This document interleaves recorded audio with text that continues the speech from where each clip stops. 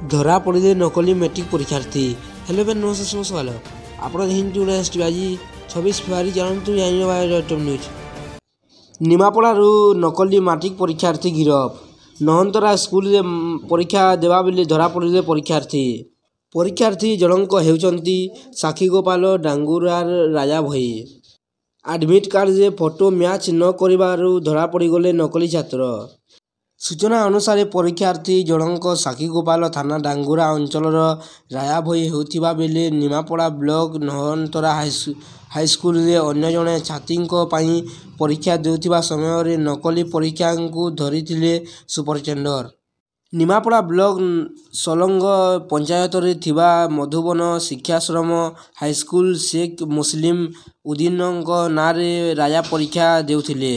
ତେବେ ପରୀକ୍ଷା ସମୟରେ ଆଡମିଟ୍ କାର୍ଡରେ ଫଟୋ ମ୍ୟାଚ୍ ନ କରିବାରୁ ସନ୍ଦେହ ହୋଇଥିଲା ବୋଲି ସୂଚନା ମିଳିଛି।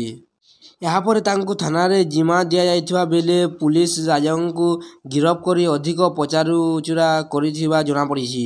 ଭିଡ଼ିଓଟି ଭଲ ଲାଗିଲେ ଲାଇକ୍ କରିବେ ଏବଂ ଚ୍ୟାନେଲକୁ ସବସ୍କ୍ରାଇବ୍ କରି ପାଖରେ ଥିବା ବେଲ୍ ଆଇକନ୍ କ୍ଲିକ୍ କରିବେ, ଯାହାଦ୍ୱାରା ଆପଣ ଏହିଭଳି ଟପ୍ ନ୍ୟୁଜ୍ ସର୍ବପ୍ରଥମେ ଜାଣିପାରିବେ।